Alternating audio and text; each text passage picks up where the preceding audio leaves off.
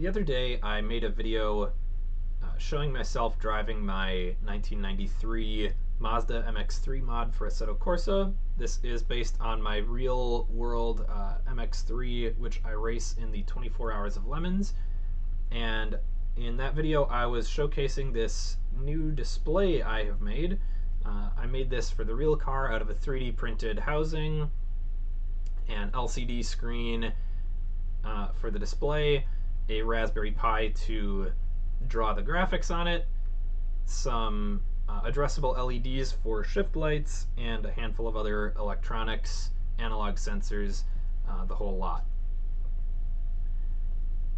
I wanted to recreate this display in Assetto Corsa, but I ran into some difficulty. I think some of the things that I'm trying to do are, at least as far as I can tell, not natively supported.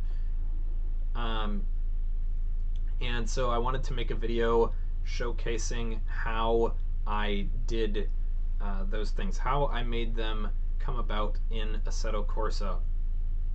So specifically, what we'll be looking at today is this sweeping RPM tachometer, as well as the color changing shift lights. So just to demonstrate that, as I rev the engine here, you'll see we have this smooth sweeping motion, but it's not just a needle that points at a number.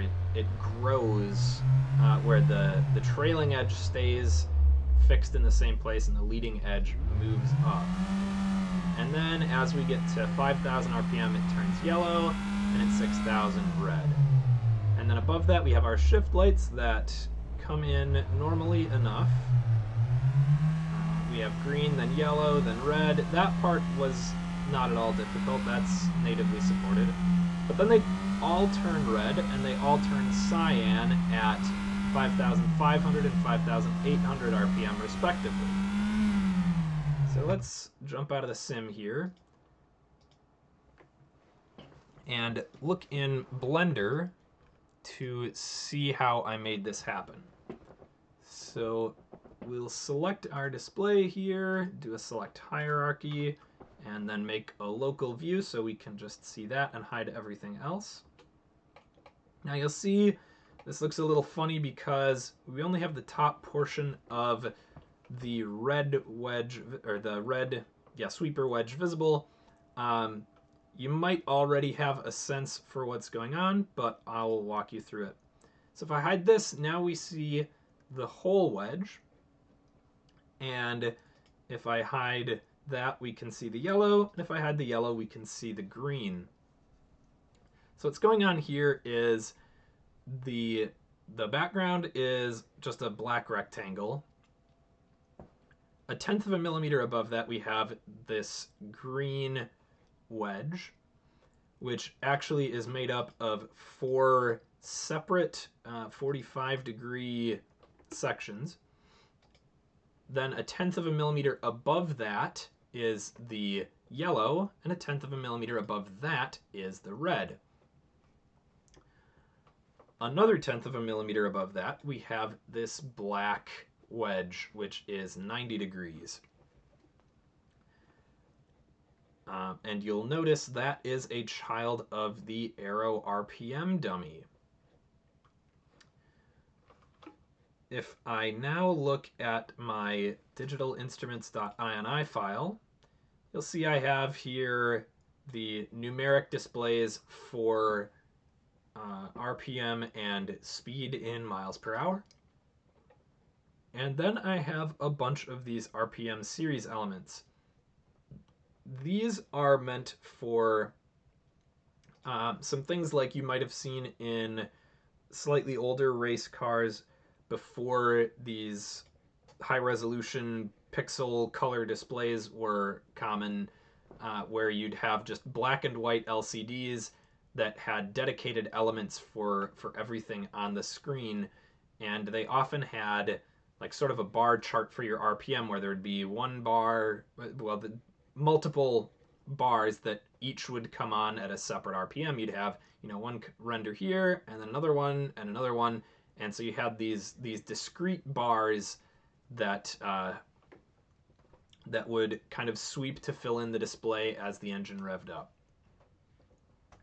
This allows you to define those bars as meshes and then just turns them off until you get to a high enough RPM.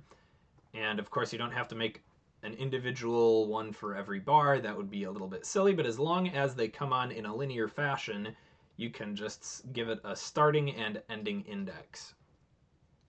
Now, you might note that the start index here is 1, whereas my first RPM sweep element is actually 0.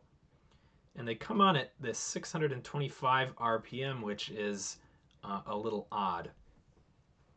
Well, if you recall from looking at the simulator, 5,000 RPM was exactly half of the wedge.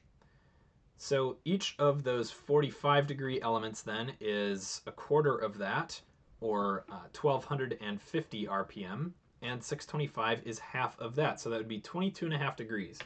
So if I rotate this 22.5 degrees and turn off my wedges here, this is where RPM sweep 1 comes on, and you'll note it is exactly in the middle of our 90-degree sort of air quotes tachometer needle. So it's totally covered up when it comes on and you don't see it render.